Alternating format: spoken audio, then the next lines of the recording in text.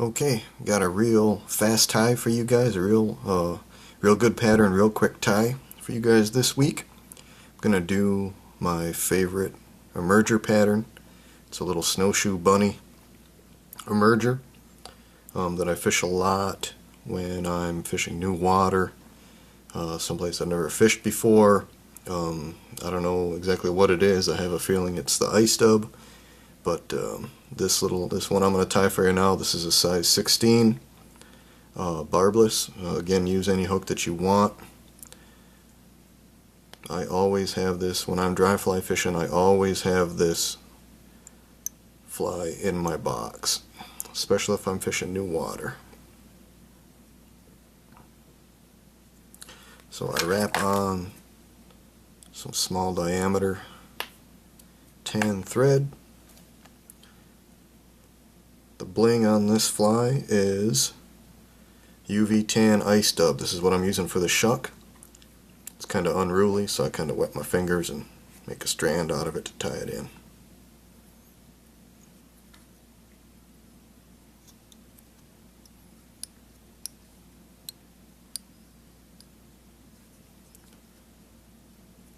Wrap that on. I'm going to come in and trim out the butts.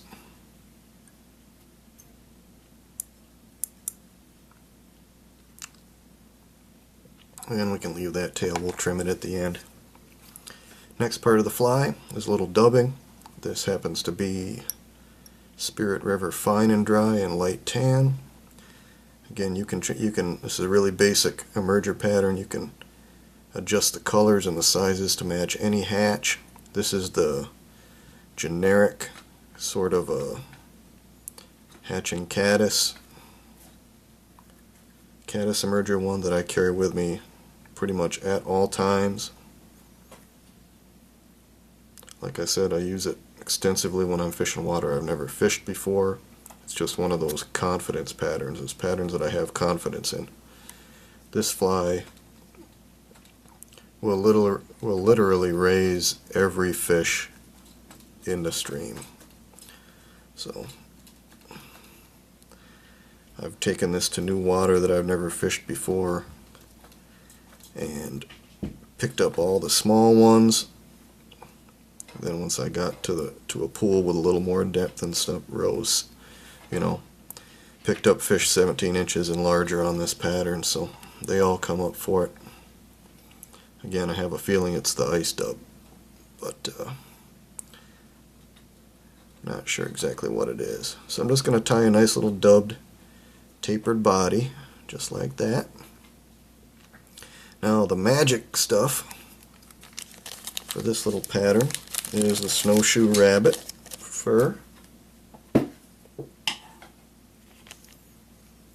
I got a snowshoe foot here, and you don't even have to use the best hair on the foot, because really what we want for this pattern is we want mostly under fur. So I'm going to clip off a fairly good sized chunk of the shorter fur, kind of on the outside of the foot. And I'm going to pull out all the real short stuff. So I get a nice little clump, and then I'm going to pull out all the guard hairs too. So when I'm done, I just want a nice even bunch of the soft under fur without a lot of the stiffer guard hairs in it. And when you're done, it's going to look something like that. I might take a few more of those long ones out.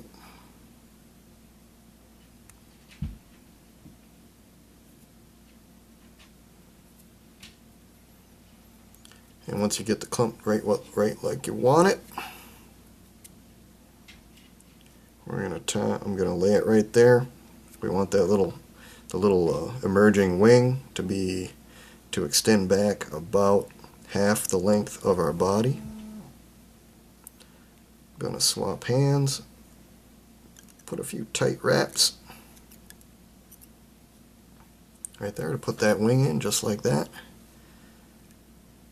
I'm gonna grab the butt ends in the front, pull it forward, wrap in front, stand it up a little bit.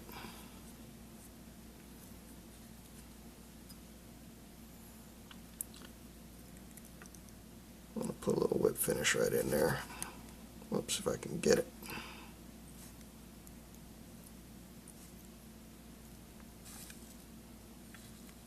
There we go. Trim off my thread, and then we just got to give it a bit of a haircut. I'll do the tail first. Again, I wet my fingers.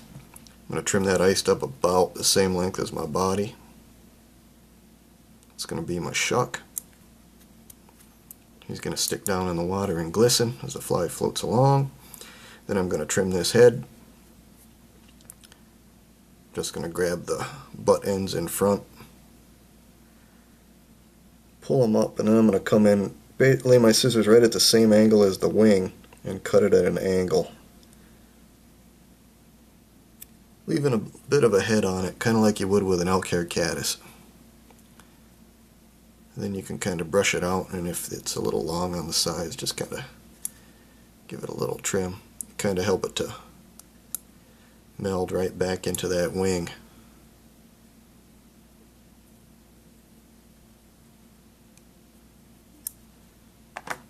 And there you go. That's my Snowshoe caddis emerger. Again, change the size, colors, match any hatch that you want. This is the one that I carry with me all the time. It's the one that I fish all the time, especially with new water. When I fish it, I'll dress just I'll grease my leader with a little floatant. Make sure that it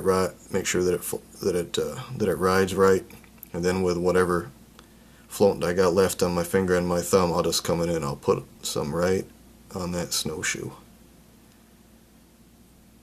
And that way the body and the shuck hangs underneath the surface film. That Snowshoe will float all day. Most you ever got to do to it is blow the water out of it. If it starts to sink a little bit, put a little bit more floating on, it'll be good to go. But tie some up, take them to the river, catch every fish in there.